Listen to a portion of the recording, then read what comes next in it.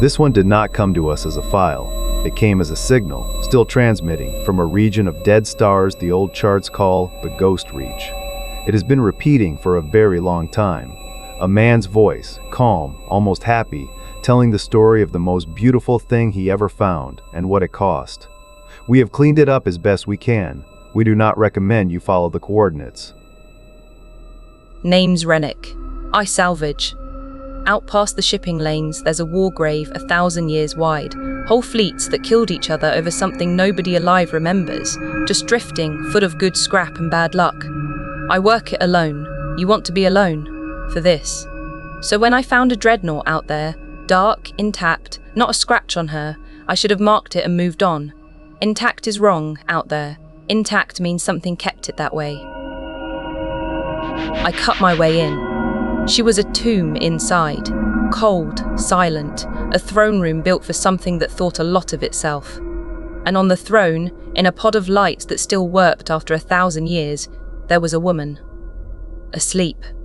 Perfect, the way the dead are perfect, except she was breathing, slow, once a minute. There was a black seed grown into her chest, right over the heart, and it pulsed. I know I should have run. I want that on the record. I knew.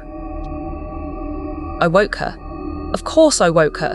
1,000 years of dead men out there does something to a living one, and she was the first warm thing I had seen in longer than I will say.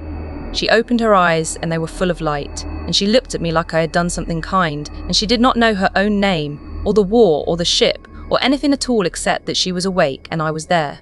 I told myself I had saved her. That is the story I told myself all the way home. It was a long haul back, and I will not lie. They were the best weeks of my life. She learned to laugh. She learned my name. But small things went wrong around her. The instruments would stutter when she passed. The one green plant I keep, a thing that has outlived 3 ships, browned and died in a night.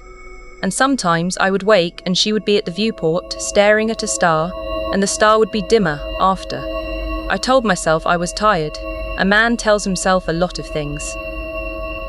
I found the Dreadnought's record in the scrap I had pulled, and I made myself watch it. She was a weapon. The side that was losing that 1,000-year war built a thing that ate suns, so that if they could not have the galaxy, no one would. And then they got frightened of what they had made, and they put her to sleep, and they hid her in the deadest corner of space they could find, and they died keeping the secret. I had cut that secret open with a torch because I was lonely. I asked her, straight out, if it was true. She took my hand. Her voice was very soft, and it did not come only from her mouth. I felt it behind my eyes, cold and kind. She said, I do not remember being made. I remember only the dark and how long it was, and then your face. She said, whatever they built me to be, I did not ask for it. I only wanted to wake, and God help me. Looking at her, I believed every word of it. So I did not space her. I stood at the airlock 100 times with my hand on the cycle, and I thought about 1,000 living worlds, and then she would say my name from the next room, and I would take my hand off the switch. I told myself the record was old. Propaganda.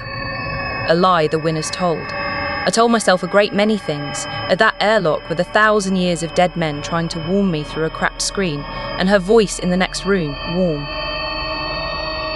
We have plotted the course his transmission describes against the star catalogs. Every system his ship passed on the way in from the Ghost Reach is now dark, not dying, dark, a neat line of murdered suns, one after another, pointing like an arrow from the graveyard he found her in, straight toward the bright and crowded heart of the galaxy, where the living things are. He was not carrying her home, he was carrying her to the table.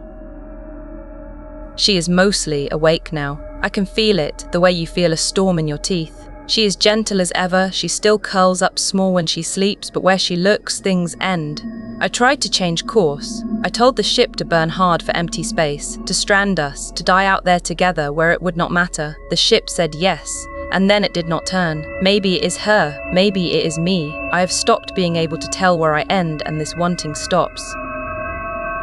Last night I asked her why she let me wake her, if she knew what she was. She smiled, the way she does, and for the first time I saw how old that smile was. She said, "A weapon is heavy. It cannot carry itself. It needs a hand, and a hand needs a heart, and a heart, my love, is the easiest thing in all the universe to lead." She said, "I did not trick you. I let you be kind to me. That was all it ever took. I have crossed 1,000 years and 1,000 years of dark, and I have never once been carried by force. I am carried by men like you, every time." And the worst of it, the thing I need you to understand before this signal reaches you too, is that it changes nothing. She told me exactly what she is, exactly what I have done, exactly what is coming, and I looked at her and I still cannot lift my hand to the switch. I am the man bringing the end of everything to your door, and I am bringing it because she smiles at me, and I would rather burn the whole sky than watch her go back to sleep. Do not tell me you would be stronger. You would not. No one has been. The transmission's last entries place his ship on final approach to the core worlds. The oldest, the brightest, the most crowded cradle of life within reach of our instruments, billions of years of it. He does not sound afraid. At the end, he sounds like a man in love, narrating the drive home. There is nothing between him and them but distance, and the distance is nearly gone. We keep the signal because we do not know what else to do with it. It still repeats, calm and fond, a dead man's voice describing the most beautiful thing he ever found. And when we turn our instruments toward the core, toward the old, bright, crowded heart of things, we have begun, in the last little while, to count fewer stars than the catalog's promise. Only a few, so far. Here and then here. Going out the way she likes them to, one at a time, beginning.